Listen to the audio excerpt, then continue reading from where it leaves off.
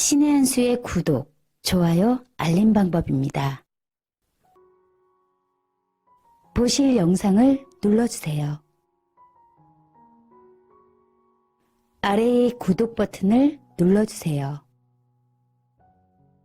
그럼 종 모양이 나옵니다. 그 종 모양을 눌러주시면 신의 한 수의 새로운 영상들이 알림이 울립니다.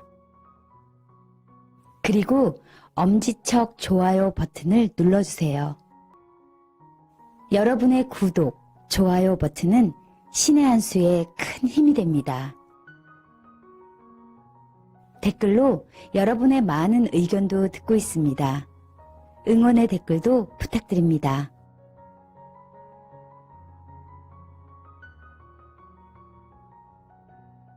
자, 황교안 대표가 험지 출마, 종로가 거론되고 있는데요. 이낙연이 쫄은 것 같습니다. 아마 이낙연, 황교안 대표에게 패할 것 같아요. 그러니까 벌써 당내 분위기가 바뀌고 있다고 하는데, 그 소식 전해주세요. 예, 사실 뭐 여론조사해서 대선 후보군 1위, 맨날 이낙연이 1위인 것처럼 나오지 않습니까? 근데 아마 내부적으로 좀 돌려본 것 같아요. 네. 여론조사 돌려본 것 같은데 상황이 좀 심상치 않은 게 아닌가. 결국에는 밑바닥 민심이 뒤집혀지고 있는 게 아닌가 하는 생각이 듭니다. 실제로 저희가 오늘 아침에도 1일 뉴스에서 보도해 드렸습니다만은 문재인에 대해서 지지하지 않는 사람들이 과반을 이미 넘어섰고요.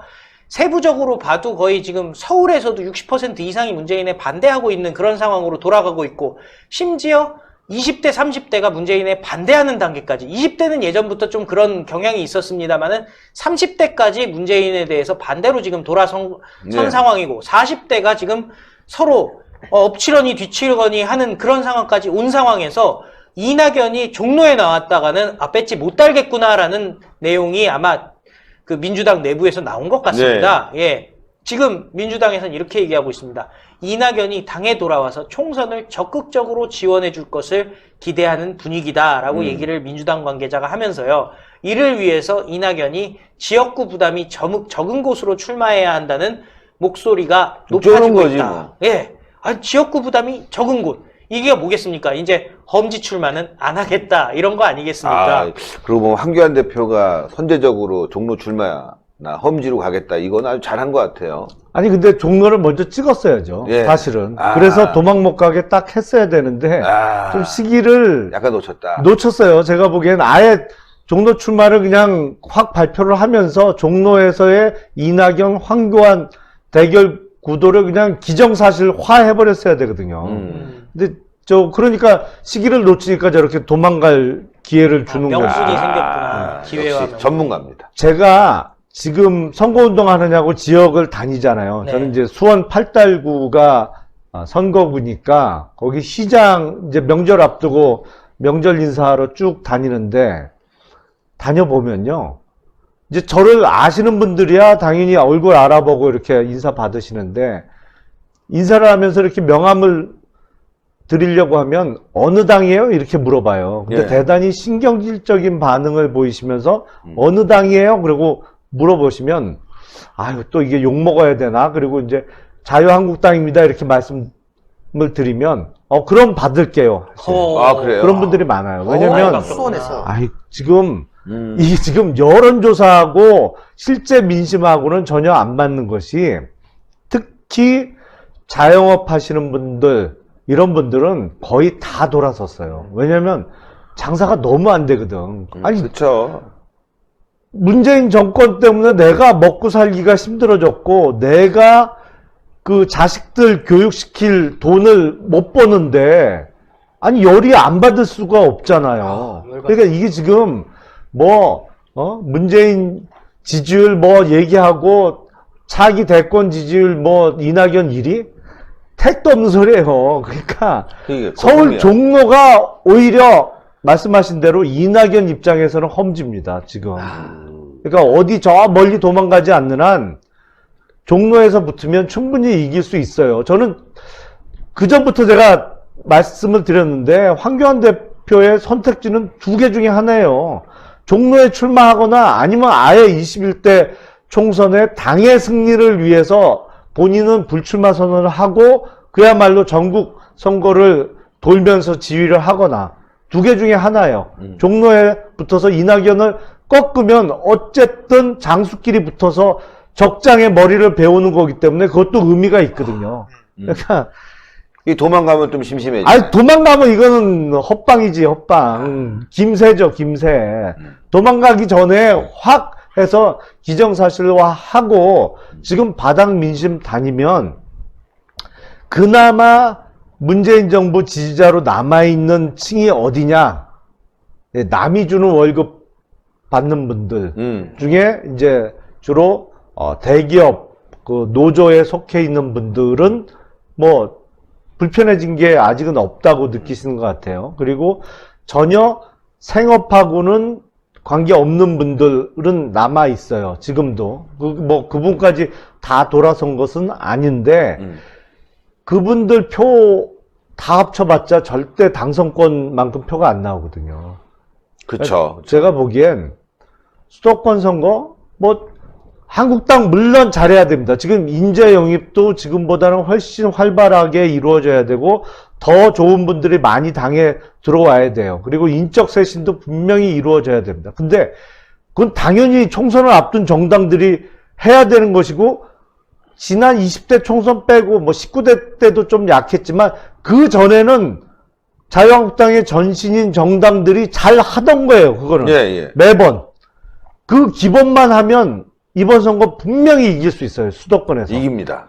이길 수 있어요. 그러니까 제가 보기엔 황교안 대표께서 지금이라도 종로 출마 선언을 바로 해야 돼요. 그래서 이낙연 전 총리를 상대로 야 도망가기 어딜 도망가 나하고 여기서 붙어 해갖고 종로에서 붙는 거로 딱 기정사실을 하면 아유 저 개런티합니다. 분명히 이길 수 있어요. 예, 이겼어. 이겼어.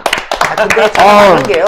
이번에 그 이낙연이 정말 크게 지금 실책을 범한 게 뭐냐면은 주택 아파트 문제가 이번에 걸렸지 않습니까? 네. 근데 이낙연이 이미지가 뭐였냐면은 그동안 그 어용 매체에서 막 이낙연 그 어디 현장 방문하는 거 하면은 기억력이 좋다. 그리고 꼼꼼하게 뭔가 적는다. 이런 걸로 약간 각인을 많이 했어요.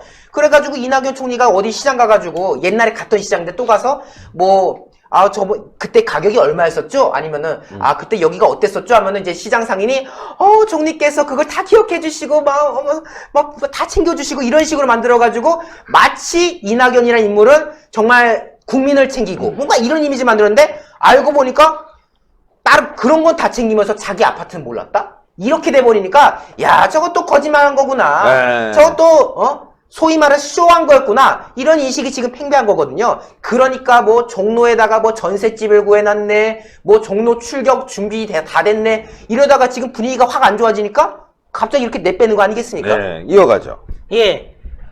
사실은 김용남 의원이 다 설명해 주셨어요. 그냥 거의 그래요? 예언 수준으로 거의 똑같은 얘기인데, 여야의 거물급 후보가 맞붙을 가능성이 큰 종로에 이낙연이 출마할 경우에 지역구 싸움 때문에 전국 선거 못한다 얘기가 나오고 있고요.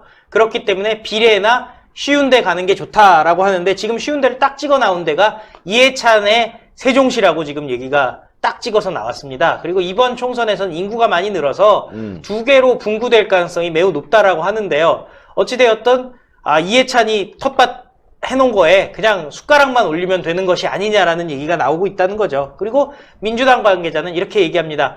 이낙연 전 총리는 당에 돌아온 후 줄곧 당의 선택에 따르겠다라고만 해왔다. 당의 결정에 무조건 따라올 것이라고 얘기해가지고요. 지금 이낙연의 어떤 액션에는 당이 이렇게 해서 하는 거라고 또 명분을 준 거 아니겠습니까? 도망가는 것에 명분을 준 상황입니다. 사실 생각해보면은 이낙연에 대해서 굉장히 지금 민주당이 너무 과도한 지금 혜택을 주고 있는 것도 사실이거든요. 네. 이낙연 지금 현재로서는 당직이 없는 상태입니다. 근데 국회 사무실도 이미 마련을 해놨다는 거 아니겠습니까? 사실상 선대위원장으로서의 역할을 지금 맡기겠다라고 하는 상황인데, 어떻게 보면은 나갔다가 황교안 대표한테 져버리면은 그 차기 대선 1위가 꺾여버리는 거니까 민주당 전체가 무너질 수가 있는 상황. 그렇기 때문에 민주당에서는 당 차원에서 이낙연을 도망시킨다. 이렇게 말씀드릴 수가 있습니다.